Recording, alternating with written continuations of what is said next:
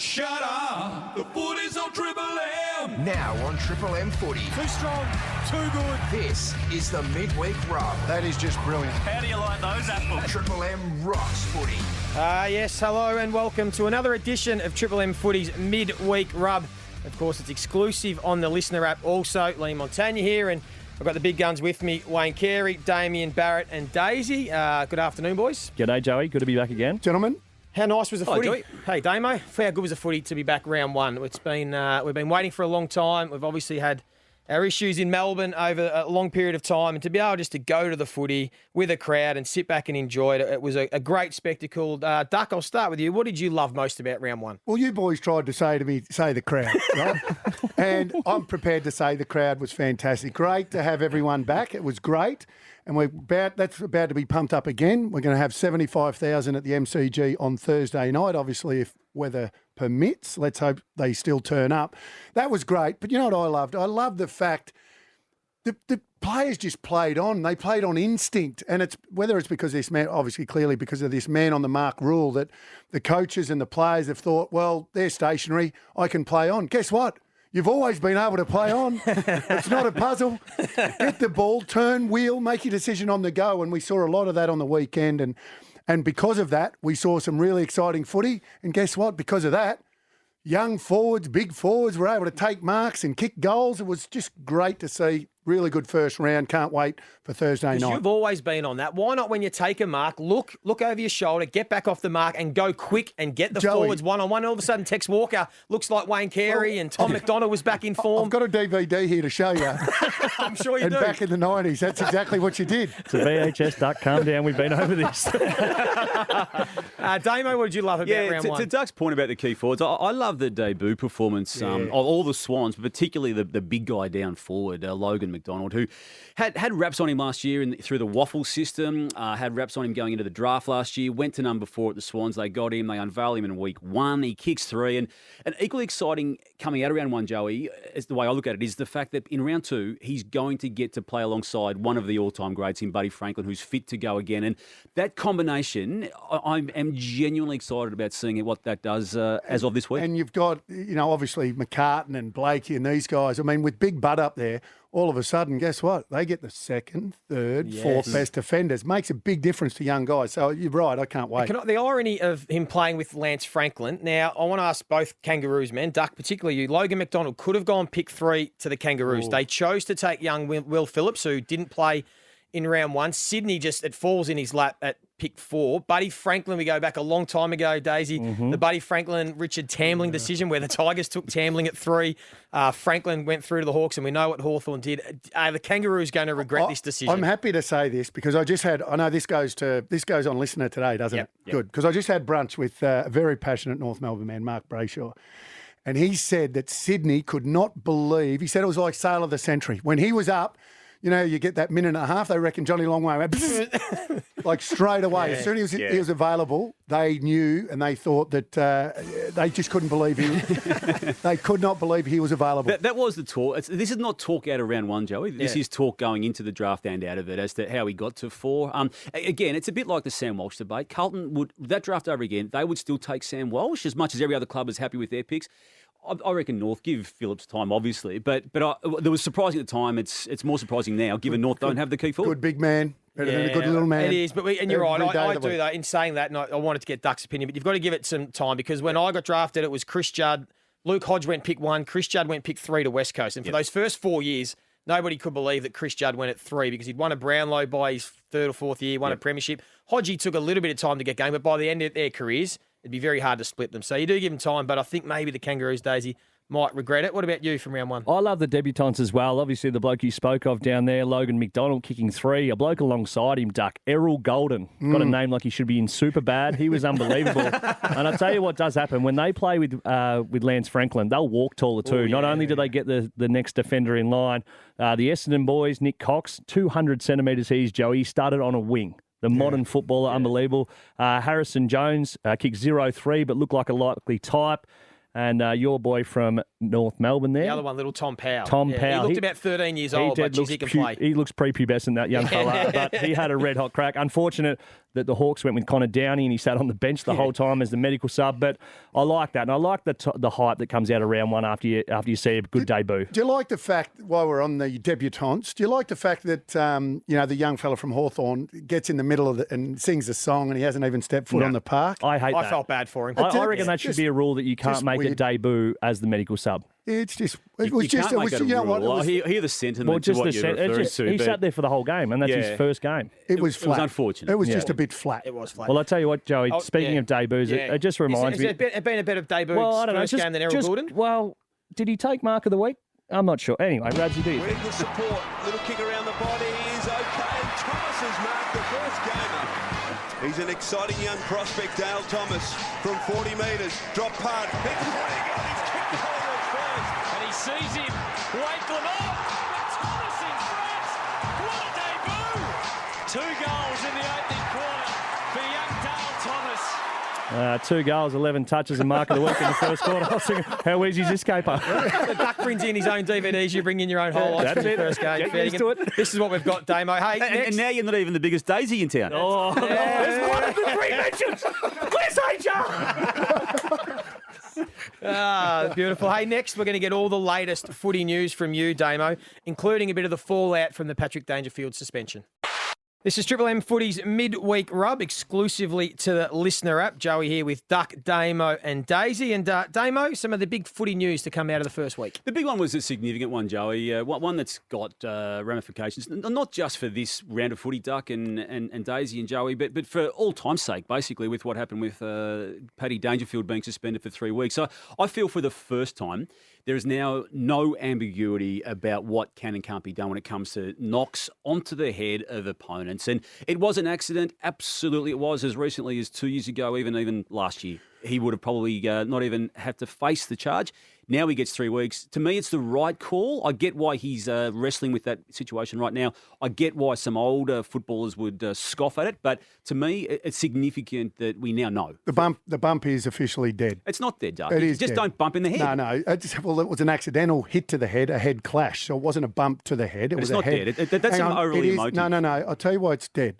And the only reason, once again, it gets back to the aftermath of what the injury to the player. And I've always said the action, it should always be the action if you're going to suspend someone. So if it's a dangerous tackle or whatever, don't take it on whether the player's injured or concussed or whatever. It's the action. Now, Dangerfield's action, if you watch that in fast motion, Joey, all that he was trying to do is quickly get in there and put pressure on. If you watch it, if you break it down, now, now in terms of what we're trying to do, yes. Does he deserve it? Yes. I'm on board with this concussion thing, all of that. But let's not rate it. It should never be rated. So if that head clash had happened, I would hope, even if Kelly gets up and plays on, then it should still be 3 weeks. Because I tell you what, if that's Joel Selwood, he bounces up, Joey, and what does Danger get then? I know Joel plays for the same team, but I'm just using his head hardness as an example. It shouldn't be based on the aftermath. It should be based on but it does with what's coming because that's with the concussion claims. I'll tell you what. Okay, so once again, bump hard heads as much as you want. Well, that's the option. And you've got to say, unless there's a list of people with hard heads. But the play before that I think everyone's sort of forgotten about, it was Dangerfield. The team was down. Obviously, he's looking to lift them. He got a handball in the middle of the ground. He looked in the rear view mirror. He had young Will Hamill on his hammer. He tried to burn him off. He then got tackled, tried to shrug him. The young fella took him down. Danger fired off that handball. I reckon he was seeing red. I reckon he was fuming at himself for stuffing it up. And then he had the option because, Kelly, a lot of players, that happens a lot of times, that checking of the run.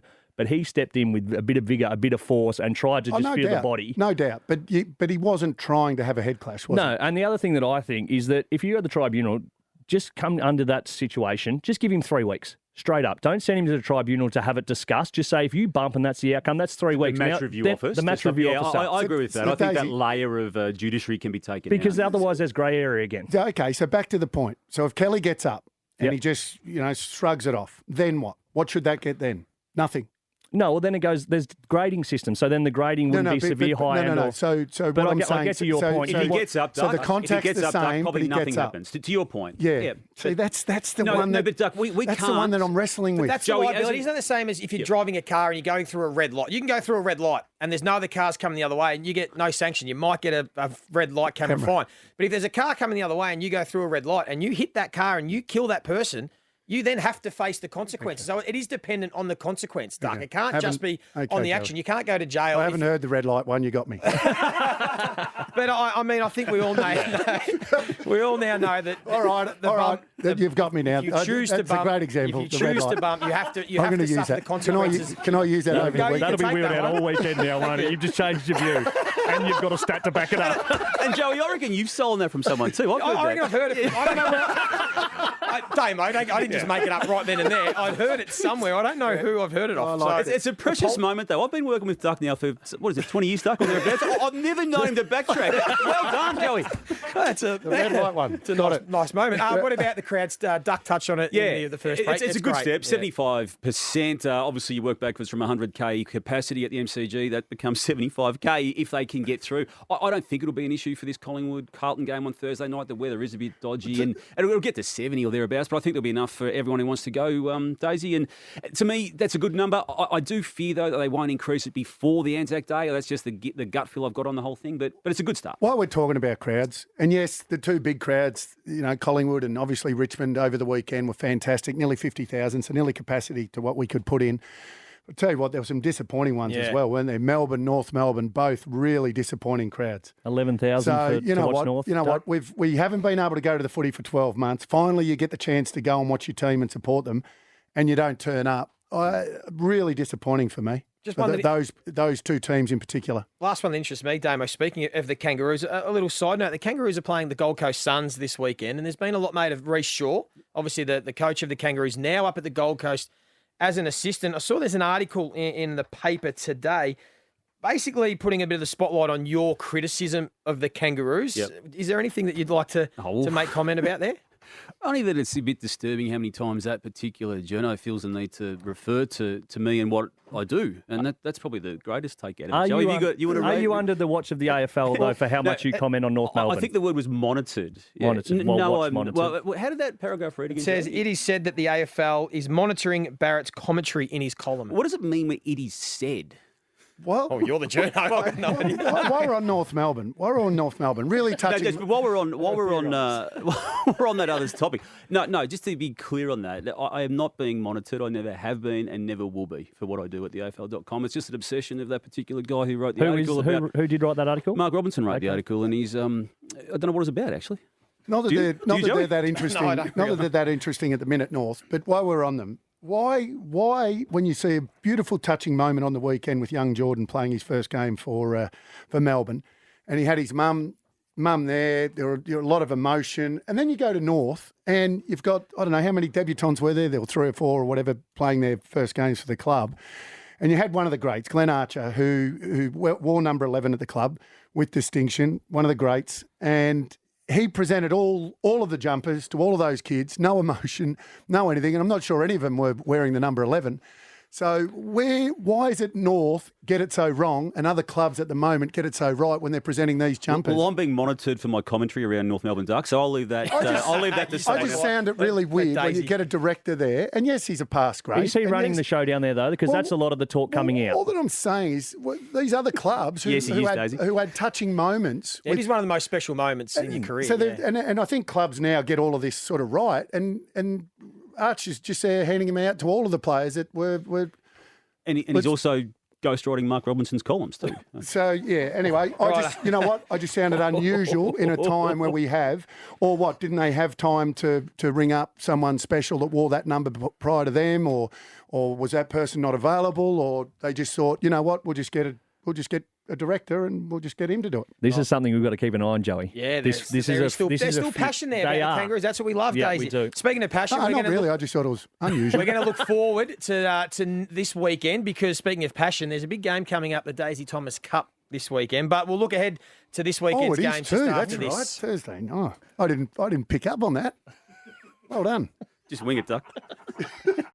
This is Triple M Footy's Midweek Rub, exclusively on the Listener app. Duck, Damo, Daisy and Joey here. And it's now time for the Duck Dive, top 5. That went very well last week. We like this when you fire some bullets. We'll just fire some quick questions at you.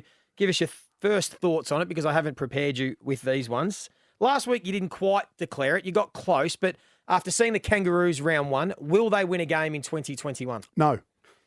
Okay. What did you make of the medical sub? Didn't like it. Still don't like it. And I'm not sure I'll ever be convinced that I like it. I like it as a concussion sub only. Yep.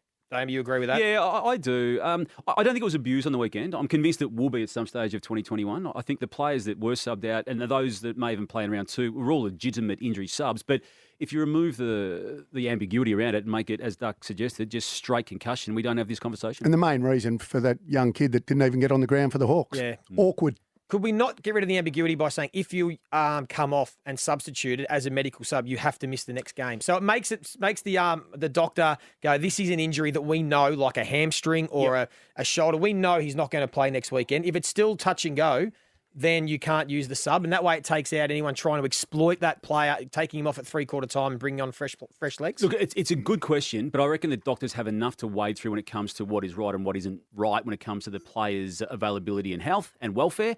And I reckon the decisions they all made on the weekend, they were legitimate injury subs, and those players, as we know, can recover and play. Because we have it now, I agree with you, Joey. I think they should do exactly that. Next question. Is Darcy Moore now the best defender in the competition? Oh, great question. I tell you what, he's the most exciting defender in the competition. You pay your money. He has X factor. You pay your money to go. He was best man on ground last week. He was, wasn't he? Yep. So would you have paid Darcy Moore $7 million over 7 years instead of Brodie Grundy? You answered the question, didn't you? Next one. Which team out of round 1 has worried you the most? Which team has given you the most concerns looking at it? I know it's only a small sample size where you've gone, I'm just a tad worried about this team. Well, I didn't have Collingwood in my top 8 anyway, so I won't say them. Maybe and I tipped the Blues last week, a little bit of a concern. So big game Thursday night. That's just helping to build up this game as well. The loser of this is big ramifications because if the Blues lose this to the Pies, and I think the Blues go in almost favourites, then I think that's a big loss. Well, let's look ahead to Thursday night then. It is a huge game. It is the Dale Thomas Cup. Hey, you are the only player in history to play 100 games for these two clubs. So if there is to be a medal or a cup, why not be the Dale Thomas medal? Yeah, best on ground. I couldn't agree more with you there, Joey. If they ever play in a grand final, I will present the trophy and the best on ground. I am available. I don't have much on. Obviously, I'll need some fold in an envelope to do it, but that's fine. But you're right. In somewhat of a serious note, if one of these teams is going to go zip and 2, now no team has won the flag from zip and 2, and only 5 of 58 teams have played finals since 2010 after going zip and 2. So Collingwood have been touted as big ramifications for them if they don't make the 8. The Blues up and coming. A lot of people had them probably from that 12th to 6th. So it's only round 2, but this is big, a big game. It's a big game, isn't it? Already. Really it's awesome, big isn't game. It? Yeah. Huge. And let's hope the weather sort of a little bit better than what it is. And the concerns for the Pies, 7 goals they kicked. Only 8 times last year they were held under 50 points as well. So where their score is coming from, a lot of people saying play Darcy more forward. Well, if you did that on the weekend, the Bulldogs would have won by 60 because he was the one stopping the goals. So there's a big, big game and I can't wait to watch it. Same problems with Collingwood's forward line. I think there's same problems with Carlton's defence. We've seen in recent years they get scored against from turnover really heavily. They've been one of the worst teams in the comp. Again, they were second worst in the competition round 1, getting scored against off turnover. I know they bought Saar to the footy club. Very good offensive weapon. Zach Williams will play this week. Unless they address their defensive issues, they're still going to be a middle-of-the-road team. I think this is a bit of a wash-on from letting Cade Simpson go, to be completely fair. He's the general down there. He got to the point of his career a bit like a Hodgie, where his game wasn't based on kicks, marks and handball. It was how well he set up a defence and how well that team defended. Sam Doherty is the captain. However, at the minute, I don't think he's that well into his career to put kicks, marks, handballs aside to do that for the team. Joey, you can leak as many goals as you want, mate, as long as you kick more than the opposition. Yeah, that's true. Hey, give us a tip then. Who wins that one? Duck, Collingwood, Carlton? I'm going to go the Blues. Damo? Pies. Blues. Okay, what about the other big games? Speaking of 0 and 2, well, and you said no teams won a premiership since 2010 going 0-2. Geelong, Brisbane, 2 teams that would expect to be winning a flag this year. How do you see that one panning out? Yeah, it's an interesting one, isn't it? Obviously, without Dangerfield. How many times has Brisbane played down there? I wouldn't have thought too many. Going to be wet, I would imagine. You got to go with the Cats. They're hard to beat at home. So, even though without Danger, I'll stick with the Cats. Cats, Damo. Yeah, same, just for the home ground reason. I'm going to go with Brisbane. I just don't think the Cats are in any sort of form whatsoever. Essendon kicked 9 goals 18 against them in the Amy Community Series. They got touched up on the weekend.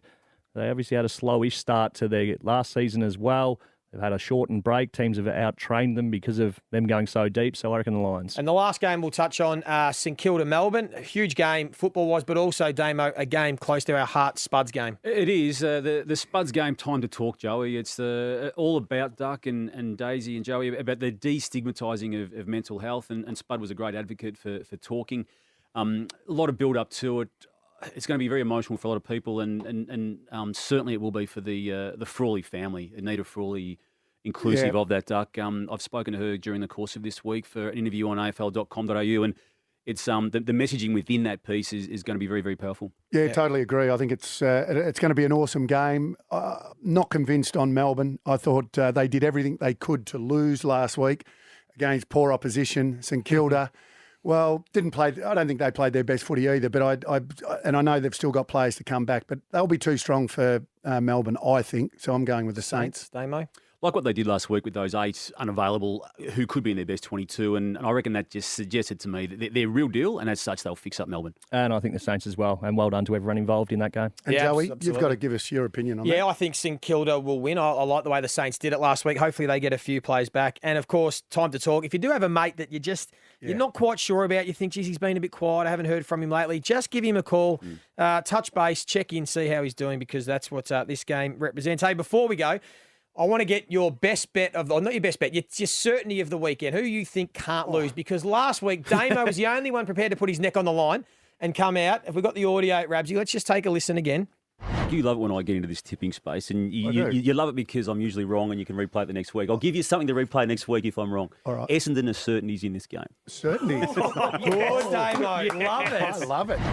So you did put your neck out. I did, and at half time, Joey, I You was were looking good. doing cartwheels. You were looking good, but now I've decided what we're going to make a game of this, Duck, and Damo's the first one. If you declare a team can't lose and they get beat, you owe a 6-pack. And at the end of the season, So do I already owe 6? You already owe 6. It's retrospective. owing Yeah, of sorry, 6. Dave. It's Okay. retrospective. And at the end of the year, however many 6-packs you owe, we bring in, and we can have our little Mad And Monday. whatever we do with that, we'll do it responsibly. Yes, of course, we'll do it responsibly. Donate We'll it. have our Mad Monday. So, Damo, have you got one this week? Who's a team that you think can't get beat this week? Let's go with the Saints.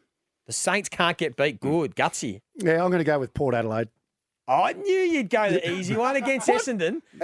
Essendon were 40 points up at No, one you've got to have point. a limit on this. You can't have the teams that are going to go around Let's just keep $1.10. We don't want him to keep going. Okay, then. I'll go with, do you want me to swap? Yes. Okay, I'll go with the young Sydney to beat the Crows. Yeah, okay. Fair enough. And I'm going to have the Western Bulldogs against West Coast. Okay, good. Good one. I think Geelong will beat Brisbane. They're my I'm declaring them for the week. They've lost 2 games at their home ground for the last 30 years. Hey, very good.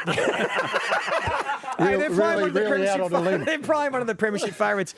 Hey, this has been Triple M Footy's Midweek Rub. Thanks for joining us. Of course, you can listen exclusive on the Listener app. We'll be back next Wednesday to do it all again. And don't forget, you can listen to every game across round 2 on Triple M, starting with tomorrow night's Beauty between Collingwood and Carlton. Live from 7 p.m, BT, Brownie, Daisy, you and I will be there again, Ash Chua and Sarah Ollie. Looking forward to it.